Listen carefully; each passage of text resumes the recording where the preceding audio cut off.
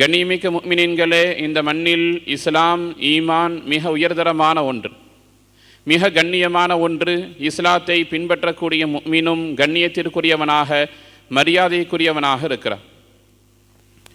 இஸ்லாம் பேசக்கூடிய சுயமரியாதையை பற்றி இந்த ஜுமாவின் வாயிலாக ஒரு சில செய்திகளை நாம் உங்களுடைய நினைவுக்கு கொண்டு வருகிறோம்.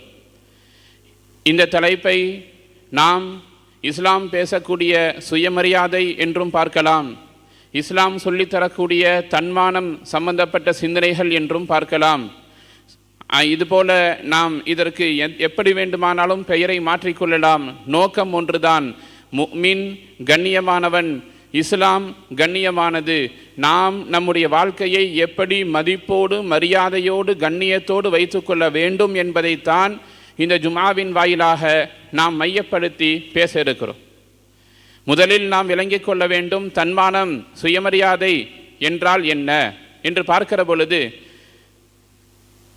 முதல் ஆரம்பமாக நாம் பார்க்கிறோம், திருக்குர்ஆனில் அல்லாஹு ஜல்ல ஷானஹு தஆலா பேசுகிறான், ஃபலில்லாஹில் இஸ்ஸத்து வலி ரசூலிஹி வலில் முஃமினீன வலாக்கின்னல் முனாஃபிகீன லா யஅலமூன் என்று சொல்லுகிறார்.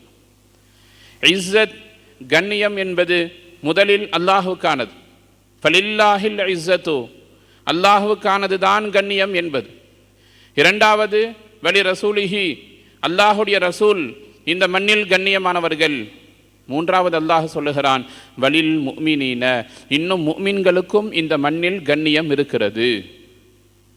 வலகது கர்ரம்னா பனி ஆதம் என்று அல்லாஹு ஜல்ல ஷானஹு தஆலா 17வது அத்தியாயத்தினுடைய 70வது வசனத்தில் நம்மை பார்த்து சொல்லுகிறான், வலகது கர்ரம்னா பனி ஆதம், ஆதமுடைய மக்கள் அனைவரையுமே நாம் இங்கே சங்கைப்படுத்தி இருக்கிறோம். மேலே சொன்ன வசனம் முஃமின்கள் குறித்து பேசுகிறது. இப்பொழுது சொல்லக்கூடிய வசனம் ஒட்டுமொத்த மனித சமூகத்தை பற்றியும் குறிக்கிறது. எல்லா மக்களும் கண்ணியமானவர்கள், அவர்கள் முஸ்லீமாக இருந்தாலும் சரி, முஸ்லீம் அல்லாதவர்களாக இருந்தாலும் சரி, இறைவனை ஏற்றுக்கொண்டவர்களாக இருந்தாலும், இறைவனே இல்லை என்று சொன்னாலும் வேறு ஒரு இறைவனை வணங்கக்கூடியவர்களாக இருந்தாலும், நமக்கு முன்னால் மனிதர்களாக யாரெல்லாம் இருக்கிறார்களோ அவர்கள் அனைவரும் கண்ணியமானவர்கள், சுயமரியாதை உடையவர்கள். இந்த மண்ணில் இஸ்லாம் பேசுகிறது, ஏற்றத்தாழ்வு என்பது அறவே கிடையாது. அறவே ஏற்றத்தாழ்வு என்பது கிடையாது. அல்லாஹ்வை பொறுத்தவரை அனைவரும் அடியார்கள், அனைவரும் மக்கள். ஈமானின் அடிப்படையில் அல்லாஹ் வகைப்படுத்துகிறானே தவிர வேறு எந்த அடிப்படையிலேயும் மக்களுக்கு மத்தியில் ஏற்றத்தாழ்வு என்பது கிடையாது. எனவேதான் நபி ஸல்லல்லாஹு அலைஹி வஸல்லம் அவர்கள் சொல்லுகிறார்கள், ஒரு முஃமின் எப்படி தன்னுடைய சுயமரியாதையை பேணிக்கொள்ள வேண்டும்.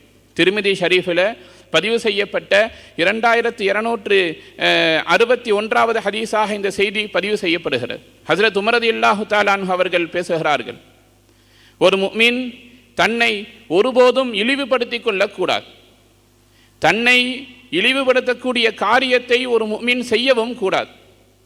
உதாரணத்திற்கு நாம் பார்க்கிறோம், ஒரு சில மக்கள் பேசும் பொழுது சொல்லுவார்கள், நான் எப்படிப்பட்டவன் தெரியுமா, என்னுடைய கோபம் எப்படிப்பட்டது தெரியுமா, நான் பேச ஆரம்பித்தால் நீங்கள் தாங்க முடியாது, நான் பேசும் பொழுது கோபப்படும் பொழுது நான் மனிதனாகவே இருக்க மாட்டேன் என்று சொல்லக்கூடிய ஒரு சில மக்களை நாம் பார்க்கிறோம். அல்லாஹ் சொல்றான், நாம் உங்களை கண்ணியப்படுத்தி இருக்கிறோம், நீங்கள் ஏன் உங்களை நீங்களே இழிவுபடுத்திக் கொள்ளுகிறீர்கள் என்கிற செய்தியை நாம் இங்கே பதிவு செய்ய வேண்டியிருக்கு. நபி ஸல்லல்லாஹு அலைஹி வஸல்லம் சொல்றாங்க, நீங்களாக உங்களுடைய கண்ணியத்தை குறைத்து கொள்ளாதவரை அல்லாஹ் ஒருபோதும் உங்களை இழிவுபடுத்த மாட்டான். நம்முடைய சொல் செயல் அனைத்துமே ஒரு விஷயத்தை மையமாக வைத்திருக்க வேண்டும், அதுதான் இஸ்ஸத், கண்ணியம். அதைத்தான் நாம் வேறு வேறு வார்த்தைகளில் தன்மானம் என்றும் கௌரவம் என்றும் சுயமரியாதை என்றும் சொல்லிக் கொண்டிருக்கிறோம். நிறைய மக்கள் தங்களுடைய வார்த்தைகளின் மூலம், தங்களுடைய செயல்பாடுகளின் மூலம், தங்களுடைய எண்ணங்களின் மூலம் தங்களை தாங்களே தரம் தாழ்த்திக் கொள்கிறார். அல்லாஹ் சொல்றான், உங்களை நீங்கள் தரம் தாழ்த்திக் கொள்ளாதீர்கள். உங்களுடைய மனதில் இருக்கக்கூடிய ஈமான் உயர்வானது, நீங்கள் பின்பற்றக்கூடிய மார்க்கம் உயர்வானது, நீங்கள் ஈமான் கொண்டிருக்கிற இறைவன் உயர்வானவன். எனவே நீங்களும் கண்ணியமாக வாழ பழகுங்கள் என்று அல்லாஹ் திருமறையில் பேசுகிறார். உலக ஆதாயத்திற்காகவோ பணத்திற்காகவோ உறவுகளுக்காகவோ ஏன் மார்க்கத்திற்காகவோ கூட ஒரு மனிதன் இன்னொரு மனிதனிடத்தில் தன்னுடைய தன்மானத்தை இழந்து விடக்கூடாது, கண்ணியத்தை விட்டு விடக்கூடாது. தன்மானத்தை இழந்து வாழக்கூடிய வாழ்க்கைக்கு மரணம் எவ்வளவோ மேலானது.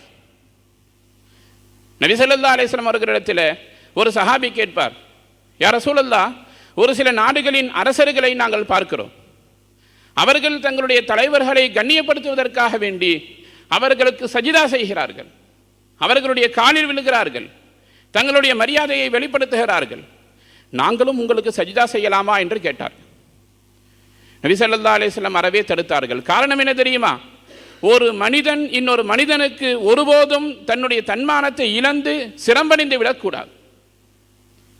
நான் உங்களை போன்ற ஒரு மனிதன் தான், அல்லாஹ் எனக்கு நுபுவத்தை கொடுத்திருக்கிறான் என்று நபி ஸல்லல்லாஹு அலைஹி வஸல்லம் அவர்கள் சொன்னார். இந்த மண்ணில் இறைவனை தவிர வேறு யாரும் எந்த சூழ்நிலையிலும் தலை தாழ்த்தி சிரம்பணிந்து விடக்கூடாது. ஷிர்கை அல்லாஹு ஜல்ல ஷானஹு தஆலா எல்லா இடத்திலும் மிக வன்மையாக கண்டிக்கிறான். இணை வைக்குதல் தவறுன்னு சொல்றான். என்ன காரணம் என்று யாராவது யோசித்து இருக்கிறோமா? இறைவனுக்கு ஏன் இணை வைக்கக்கூடாது என்று சொன்னால், அது நம்முடைய தன்மானத்தை நாம் குறைக்கக்கூடிய செயல் என்றும் இமாம்களில் ஒரு சிலர்கள் விளக்கம் சொல்கிறார். அல்லாஹ் ஹயாத்தானவன், நித்திய ஜீவனாக இருக்கிறான், நம்முடைய தேவையை நிறைவு செய்கிறான். அல்லாஹ்விற்கு முன்னால் நம்முடைய சிரசை, நம்முடைய தலையை பூமியில் வைத்து சஜிதா செய்கிறோம். ஆனால் சிலைகளுக்கு முன்னால் நாம் செய்யக்கூடிய சஜிதாவாக இருந்தாலும் சரி, அல்லது பிற மக்களுக்கு முன்னால் நம்முடைய தன்மானத்தை விட்டு நாம் செய்யக்கூடிய சிரம்பணிதலாக இருந்தாலும் சரி, அது நமக்கு பயன் தராது என்பதை விட நம்முடைய தன்மானத்தை அங்கே குறைக்கிறது என்பதை பார்க்க வேண்டும். எந்தெந்த காரணிகள் எல்லாம் உங்களுடைய கண்ணியத்தை குறைக்குமோ, மரியாதையை குறைக்குமோ, அறவே அந்த காரியத்தின் பக்கம் நீங்கள் சென்று சேராதீர்கள். அதன் மூலம் கிடைக்கக்கூடிய பயன் உங்களுக்கு ஒருபோதும் எந்த விதத்திலும் சேராது. உறவாக இருந்தாலும் சரி, பெற்ற தாயாக இருந்தாலும் தந்தையாக இருந்தாலும் அவர்களுக்கும் ஒரு எல்லை இருக்கிறது. இறைவனுக்கு மட்டும்தான் அஞ்சுவதும் அடிபணிவதும் இருக்க வேண்டுமே தவிர மனிதன் வேறு யாருக்கு முன்னாலும் சிரம் தாழ்ந்து நின்று விடக்கூடாது. கண்ணியம் இந்த உலகத்தில் மௌத்து வரை பாதுகாக்கப்பட வேண்டும் என்பதை நாம் நினைவில் கொள்ளணும். அதே நேரத்தில் பிற மக்கள் நம்மை பார்த்து, இவனெல்லாம் ஒரு மனிதனா, இவனெல்லாம் ஒரு முஃமினா, இவனை ஏன் இப்படி இந்த மாதிரியான செயல்பாடுகளை செய்கிறான் என்று பிறர் நம்முடைய மானத்தையும் மரியாதையையும் குறைக்கக்கூடிய விதத்திலே நம்முடைய செயல்பாடுகளையும் நாம் அமைத்து கொள்ளக்கூடாது என்று மார்க்கம் சொல்லுகிறது. பல்வேறு விதங்களில் மார்க்கம் நமக்கு சுயமரியாதையை சொல்லித் தருகிறது, குர்ஆனின் வழியாக, ஹதீஸின் வழியாக. ஒரு மனிதன் இந்த உலகத்தில் கண்ணியமாக வாழ வேண்டும் என்று சொன்னால் ஒரு சில காரணிகள் அவசியம். அதில் முதல் காரணியாக கல்வி இருக்கிறது. கல்வி, பொருளாதாரம், அதிகாரம், நற்பண்பு, இவைகள்தான் இந்த மண்ணில் ஒரு தனி மனிதனும் ஒரு சமூகமும் தலை நிமிர்ந்து நிற்பதற்கு அடிப்படை காரணி. அல்லாஹ் குர்ஆன்ல முதல் வார்த்தையாக எதை பேசினான் என்று பார்க்கிற பொழுது, குர்ஆனில் முதல் வசனம் எடுத்த உடனேயே நீங்கள் இணை வைக்காதீர்கள் என்று பேசவில்லை, நீங்கள் தொழுகுங்கள் என்று பேசவில்லை, நீங்கள் நோன்பு வையுங்கள் என்று பேசவில்லை, நீங்கள் முஸ்லிமாக இருங்கள், மூமினாக இருங்கள் என்று பேசவில்லை. இக்ர, ஓதுங்கள், படியுங்கள், கல்வி கற்றுக்கொள்ளுங்கள், அந்த கல்விதான் உங்களுக்கு சுயமரியாதையை தரும் என்று அல்லாஹ் ஜல்ல ஷானஹு தஆலா முதல் வார்த்தையாக குர்ஆனை கல்வியிலிருந்து துவக்குகிறான். பத்ருடைய போர்க்களத்தின் வரலாறு நமக்கு தெரிந்த வரலாறு. கைதிகள் பிடிக்கப்படுகிறார்கள். நபி ஸல்லல்லாஹு அலைஹி வஸல்லம் என்ன செஞ்சாங்க? என்ன முடிவுக்கு வந்தார்கள்? உங்களுக்கு தெரிந்த கல்வியை எங்களது மக்களுக்கு சொல்லி தந்து விட்டு நீங்கள் விடுதலையாகிக் கொள்ளுங்கள்னு சொன்னார். கல்விக்கான முக்கியத்துவம் ஏன் இந்த சமுதாயத்தில் கொடுக்கப்பட்டது என்று சொன்னால், அதுதான் ஒரு மனிதனை மனிதனாக இந்த மண்ணில் கண்ணியமாக வாழ வைக்கும். கல்வி நிரப்பமாக ஒரு குடும்பத்தில் வந்துவிட்டால் குடும்பத்தின் அடிப்படை கட்டமைப்பே உயர்ந்துவிடும் என்று நாம் விளங்கிக் கொள்ள வேண்டும். இஸ்லாம் கல்வியினுடைய விஷயத்திலே ஆண் பெண்ணுக்கு மத்தியில் எந்த ஒரு பேதத்தையும் வைக்கவில்லை. ஆணாக இருந்தாலும் சரி, பெண்ணாக இருந்தாலும் சரி, தலபுல் இல்மி ஃபரீதத்துன் அலா குல்லி முஸ்லிமின் வ முஸ்லிமத்தின், எல்லா முஸ்லிமான ஆண் மீதும் பெண் மீதும் கல்வி கடமை என்று சொல்லுகிறது. என்ன காரணம்? தன்மானத்தோடு ஒரு மனிதன் இந்த உலகத்தில் வாழ வேண்டும் என்று சொன்னால் அவன் கல்வி கற்றவனாக இருக்க வேண்டும். எந்த இடத்திலும் எதையும் தெரியாதவனாக ஒரு முஸ்லிம் இருக்கக்கூடாது. ஒரு முஃமினுக்கு அழகு என்ன தெரியுமா? எதை கேட்டாலும் எனக்கு தெரியாது என்று சொல்லிவிடக்கூடாது. எல்லாவற்றையும் தெரிந்திருக்க வேண்டும். அதுதான் தன்மானம் உள்ள வாழ்க்கை. அதைத்தான் இஸ்லாம் நமக்கு பேசி தருகிறது. இரண்டாவது காரணியை நாம் சொல்ல வேண்டும். ஒரு மனிதன் கண்ணியமாக தன்மானத்தோடு சுயமரியாதையோடு உலகத்தில் வாழ வேண்டும் என்று சொன்னால் அவனுக்கு தேவையான இரண்டாவது காரணி பொருளாதாரம். பொருளாதாரம் இல்லை என்று சொன்னால் ஒரு மனிதனால் கண்ணியமாக வாழ முடியாது. உலகத்தை தேட வேண்டாம் என்றோ பொருளாதாரத்தை சம்பாதிக்க வேண்டாம் என்றோ பொருளீட்ட வேண்டாம் என்றோ அல்லாஹும் ரசூலும் எங்கேயும் சொல்லவில்லை. அற்புதமான ஒரு ஹதீஸ் நபி ஸல்லல்லாஹு அலைஹி வஸல்லம் சொல்லுவாங்க, மன் தலபத் துன்யா ஹலாலன். ஒருவர் துன்யாவை தேடுகிறார், வியாபாரம் செய்கிறார், வேலைக்கு போகிறார், ராப்பகலாக உழைக்கிறார், ஹலாலாக உழைக்கிறார். மன் தலபத் துன்யா ஹலாலன், யார் ஹலாலாக உழைப்பு செய்கிறாரோ சம்பாதிக்கிறாரோ பொருளீட்டுகிறாரோ, எதற்காக? நபி ஸல்லல்லாஹு அலைஹி வஸல்லம் அவர்கள் சொல்லித் தருகிறார்கள், இஸ்திஃபாஃபன் அனில் மஸ்அலா. மன் தலபத் துன்யா ஹலாலன் இஸ்திஃபாஃபன் அனில் மஸ்அலா. பிறரிடத்தில் கையேந்தி விடக்கூடாது என்பதற்காக, தன்மானத்தோடு வாழ வேண்டும் என்பதற்காக. அடுத்தவங்கள்ட்ட போய் என்னுடைய குழந்தைக்கு திருமணம் இருக்கிறது, உதவி செய்யுங்கள், எனக்கு மருத்துவ தேவை இருக்கிறது, உதவி செய்யுங்கள் என்று அடுத்தவரிடத்தில் கையேந்தாமல் இருக்க வேண்டும் என்பதற்காக ஒருவர் பொருளீட்டுகிறார். இரண்டாவது, வருமானத்திற்கான காரணத்தை நபி ஸல்லல்லாஹு அலைஹி வஸல்லம் இந்த ஹதீஸில் சொல்றாங்க, சஅயன் அலா அஹ்லிஹி. குடும்பத்தார்களுக்கு குடும்பத்தாரின் தேவையை பூர்த்தி செய்ய வேண்டும் என்பதற்காக ஒருவர் சம்பாதிக்கிறார், உழைக்கிறார். மனைவி இருக்குது, மக்கள் இருக்குது, குடும்பத்துக்கு வீடு கட்டணும், என்னுடைய குழந்தைக்கு செல்வங்கள் சேர்க்க வேண்டும், பெண் குழந்தைக்கு நகை வாங்க வேண்டும், என்னுடைய ஆண் குழந்தையை படிக்க வைக்க வேண்டும், குடும்பத்துக்காக சம்பாதிக்கிறார். முதல் காரணம் ரசூலுல்லாஹ் சொன்னாங்க, தான் அடுத்தவரிடத்தில் கையேந்து விடக்கூடாது. இரண்டாவது காரணம், என்னுடைய குடும்பத்தார்கள் அடுத்தவரிடத்தில் தேவையாகி விடக்கூடாது. ரசூலுல்லாஹ் சொல்றாங்க, மூன்றாவது காரணம், நீங்கள் சம்பாதிப்பதற்கு தஅத்துஃபன் அலா ஜாரிஹி, பக்கங்கிட்ட இருக்கக்கூடிய மக்களுக்கு உதவி செய்ய வேண்டும் என்பதற்காக ஒருவர் சம்பாதிக்கிறார் என்று சொன்னால், அந்த மூன்று காரணத்திற்காக வேண்டி ஒருவர் உழைக்கிற பொழுது நபி ஸல்லல்லாஹு அலைஹி வஸல்லம் சொல்றாங்க, லகியல்லாஹு தஆலா யௌமல் கியாமத்தி வ வஜ்ஹுஹு மிஸ்லல் கமரி லைலத்தல் பத்ர். 14ஆம் இரவு சந்திரன் எப்படி பிரகாசமாக ஜொலிக்குமோ அதுபோல நாளை மறுமையில் முகம் ஜொலித்தவராக அல்லாஹ்வை சென்று சந்திப்பார். பொருளாதாரம் ஆக முக்கியமானது இந்த மண்ணில்.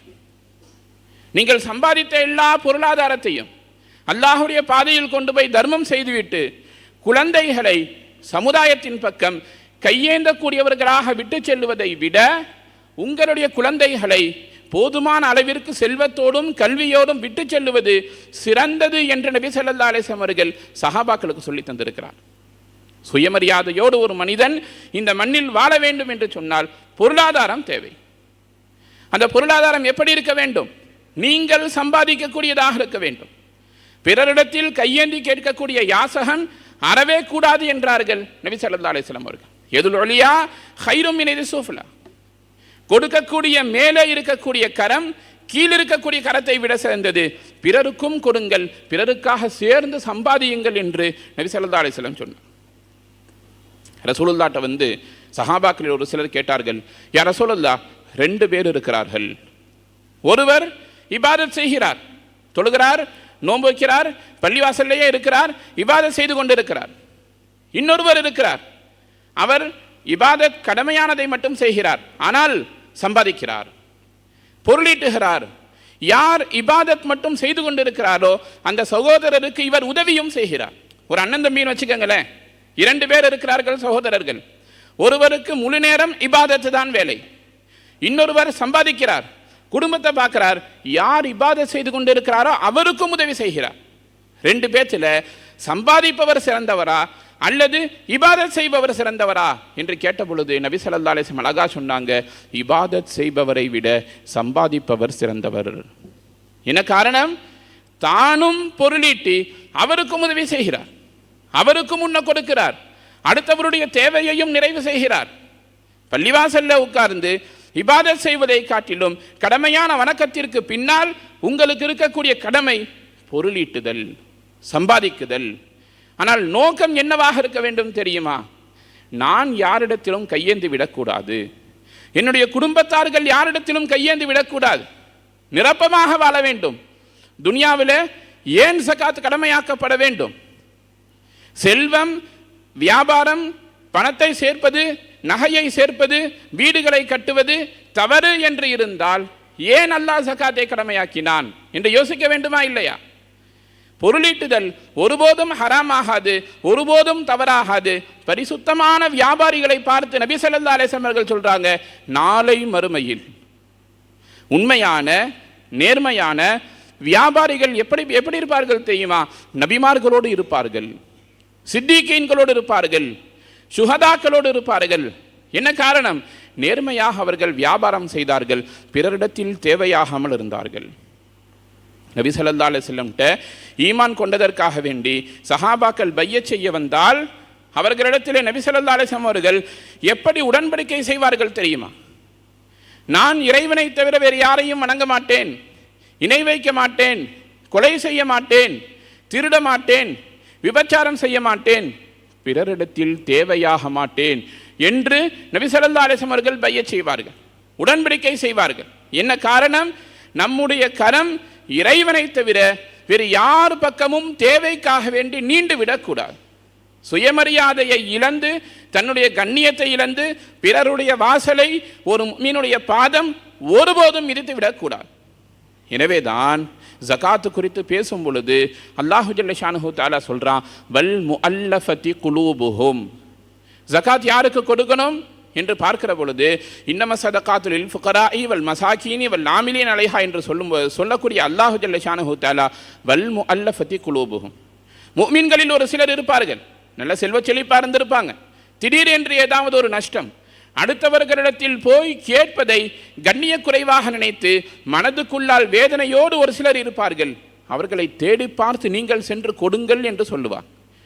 பிறருடைய தன்மானமும் பிறருடைய மரியாதையும் கெட்டுவிடாமல் அவர்களுடைய தேவையை பார்த்து பூர்த்தி செய்வது முஸ்லிமிற்கான அழகு என்று நபி ஸல்லல்லாஹு அலைஹி வஸல்லம் அவர்கள் சொல்றார்.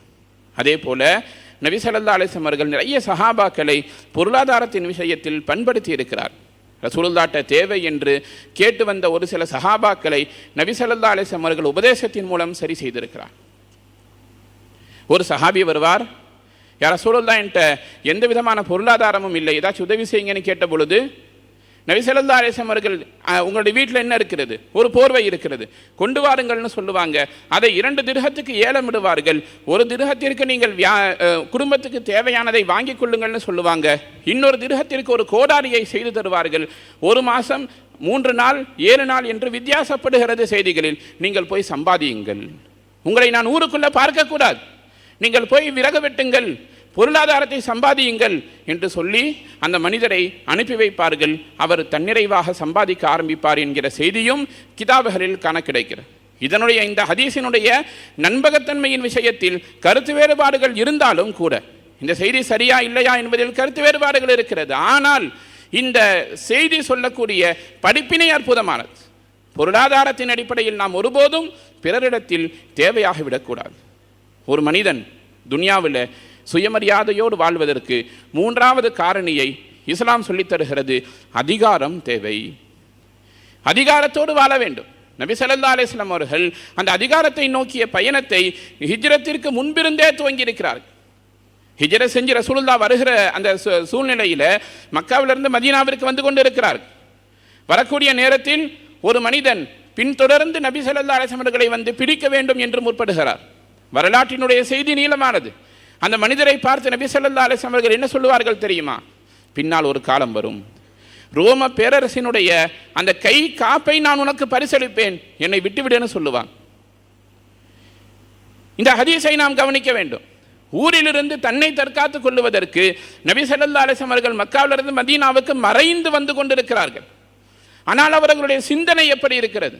நாம் ரோமானிய பேரரசின் அந்த அதிகாரத்தை கையில் எடுப்போம் என்பதை நபி ஸல்லல்லாஹு அலைஹி வஸல்லம் அவர்கள் நம்பியிருந்தார்கள். எனவே அந்த மனிதரிடத்தில் சொன்னார்கள், பின்னால் ஒரு காலத்தில் ரோமானிய பேரரசனுடைய கை காப்பு உனக்கு பரிசளிக்கப்படும், என்னை விட்டுவிடுன்னு சொன்னாங்க. அந்த மனிதனும் நம்பிவிட்டார். உமர் ரலியல்லாஹு அன்ஹுடைய காலத்தில் அந்த அரசாங்கம் வெற்றி கொள்ளப்பட்டது. அந்த காப்பு அந்த மனிதரிடத்தில் கொண்டு வந்து சேர்க்கப்பட்டது வரலாறு. நாம் சொல்லுகிறோம், ஒரு தனி மனிதனாக இருந்தாலும் சரி அல்லது ஒரு சமூகமாக இருந்தாலும் சரி, அதிகாரம் அடிப்படையான தேவை. இல்லை என்று சொன்னால் நம்மால் சுயமரியாதையோடு தன்மானத்தோடு கண்ணியத்தோடு வாழ முடியாது என்பதை நபி ஸல்லல்லாஹு அலைஹி வஸல்லம் அவர்கள் விளங்கியிருந்தார்கள். எனவேதான் ரசூலுல்லாஹி ஸல்லல்லாஹு அலைஹி வஸல்லம் அவர்கள் வெறுமனே பள்ளிவாசலுக்குள்ளால் இஸ்லாத்தை சுருக்கிக் கொள்ளவில்லை. இபாதத், குர்ஆன், ஹதீஸ், திலாவத், இரவு வணக்கம், ஃபஜ்ர் வணக்கம், தஸ்பீஹ், தஹஜ்ஜத் என்று இபாதத்தை மட்டும் மையப்படுத்தி நபி ஸல்லல்லாஹு அலைஹி வஸல்லம் அவர்கள் சஹாபாக்களை பழக்கவில்லை. பள்ளிவாசலில் சுருண்டு இருக்கக்கூடிய மக்களாக சஹாபாக்களை பண்படுத்தவில்லை. உமர் ரலியல்லாஹு அன்ஹுடைய ஆட்சி காலத்தில் கிட்டத்தட்ட உலகின் பாதி அளவுக்கு அரசியல் ரீதியாக இஸ்லாம் சென்று சேர்ந்திருந்தது. என்ன காரணம்? அதிகாரம் தேவை.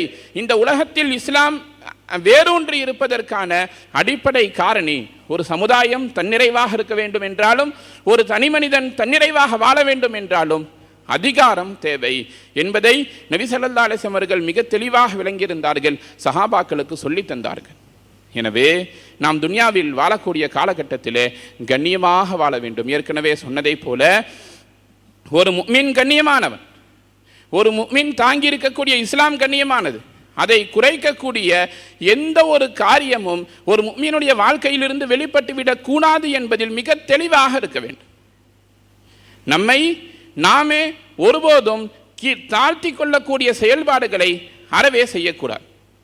அதே போல இன்னும் மார்க்கம் நமக்கு நிறைய செய்திகளை சொல்லித் தருகிறது. அன்பளிப்புகள் உங்களிடத்தில் வந்தால் அதை நீங்கள் மறுத்துவிடக்கூடாது. இதில் என்னங்க செய்தி இருக்கிறது? தலைப்புக்கும் இதுக்கும் நாம் யோசிக்கிறோம். நான் மரியாதையோடு இருப்பேன், பிறரிடத்தில் தேவையாக மாட்டேன், அடுத்தவங்க கொண்டு வந்து கொடுத்தாலும் நான் வாங்க மாட்டேன் என்று இருக்கக்கூடாது. நபி ஸல்லல்லாஹு அலைஹி வஸல்லம் சஹாபாக்கள் நிறைய அன்பளிப்புகள் கொடுத்திருக்கிறார்கள். ரசூலுல்லாஹ் அதை வாங்கவும் செய்திருக்கிறார்கள். அவர்களுக்கு முன்னால் அணிந்து காட்டவும் செய்திருக்கிறார்கள் ஆடைகளை. எனவே நம்மிடத்தில் அன்பளிப்புகள் கொடுக்கப்பட்டால் ஏற்றுக்கொள்ள வேண்டும். ஆனால் பிறரிடத்தில் ஒருபோதும் நாம் தேவையாகிவிடக்கூடாது. அதே போல ஹஜ்ஜத்துல் விதாவில் நபி ஸல்லல்லாஹு அலைஹி வஸல்லம் அவர்கள் சொன்ன அற்புதமான ஒரு செய்தி. ஹஜ்ஜத்துல் விதா ரசூலுல்லாஹ் செய்த கடைசி ஹஜ்ஜில் ஒட்டுமொத்த சஹாபாக்களையும் அங்கே ஒன்று சேர்த்து வைத்து ரசூலுல்லாஹி ஸல்லல்லாஹு அலைஹி வஸல்லம் அவர்கள் பேசினார்கள். இந்த மண்ணில் யாரும் உயர்ந்தவர்களோ தாழ்ந்தவர்களோ கிடையாது, எல்லாம் சமமானவர்கள். அரபிகளை விட, அரபி அல்லாதவர்களை விட அரபிகள் ஒருபோதும் உயர்ந்தவர்கள் இல்லை. அரபிகளை பார்த்து நபி ஸல்லல்லாஹு அலைஹி வஸல்லம் சொன்னாங்க. என்ன காரணம்னா, அரபிகள்கிட்ட ஒரு சிந்தனை இருந்தது, நாம் தான் இந்த உலகத்தில் அறிவாளிகள். அரபு அல்லாதவர்களை பார்த்து அரபிகள் சொல்லக்கூடிய வார்த்தை என்ன தெரியுமா? அஜமிகள்னு சொல்லுவாங்க. அஜமீனா முட்டாள்கள் என்றும் ஒரு சில அர்த்தம் இருக்கிறது. எனவே தான் நபி ஸல்லல்லாஹு அலைஹி வஸல்லம் சொன்னாங்க, அரபு அல்லாதவர்களை விட அரபிகள் ஒருபோதும் உயர்ந்தவர்கள் கிடையாது. ஏற்ற தாழ்வு இந்த மண்ணில் கிடையாது. வெள்ளையர்கள் கருத்தவர்களை விட உயர்ந்தவர்கள் இல்லை. பொருளாதாரம் அதிகமாக வைத்திருப்பவர்கள் இந்த மண்ணில் உயர்ந்தவர்கள் இல்லை. எல்லாம் சமமானவர்கள். நீதத்தோடு நடந்து கொள்ளுங்கள் என்று நபி ஸல்லல்லாஹு அலைஹி வஸல்லம் அவர்கள் ஹஜ்ஜத்துல் விதாவில் வைத்து இந்த சமுதாயத்திற்கு ஒரு பெரும் பாடத்தை சொல்லித் தந்தார். நாம் கவனிக்கிறோம், சமகாலத்தில் நாம் பார்க்கக்கூடிய செய்திகள், செய்தித்தாள்களாகட்டும் அல்லது நாம் கேள்விப்படக்கூடிய விஷயங்களாகட்டும், நாம் இஸ்லாமியர்கள் என்று சொல்லுவதற்கு தலைகுனிவோடு ஏராளமான செய்திகள் நம்மை சுற்றி வருகிறது.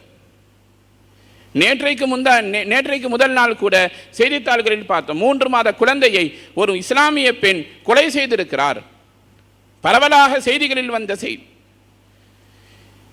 ஒரு முஃமின் இப்படி செய்ய முடியுமா என்று பிறர் நம்மை பார்த்து கேட்கக்கூடிய விதத்தில் நாம் இருக்கிறோம். இஸ்லாம் ஏன் மதுவை ஹராமாக்கியது? ஏன் விபச்சாரத்தை ஹராமாக்கியது? ஏன் வட்டியை ஹராமாக்கியது? ஏன் கொலை செய்யாதீர்கள் என்று சொன்னது என்று சொன்னால், ஒரு மனிதன் இந்த பாவமான காரியங்களை செய்யும் பொழுதெல்லாம் தன்னுடைய மரியாதையை இழக்கிறான். மது அறிந்து விட்டு சாலைகளில் விழுந்து கிடக்கிற பொழுது மக்கள் அவனை கேவலமாக பார்க்கிறார். பிற பெண்ணோடு தொடர்பில் இருக்கிற பொழுது மக்கள் அவனை கேவலமாக பார்க்கிறார்கள்.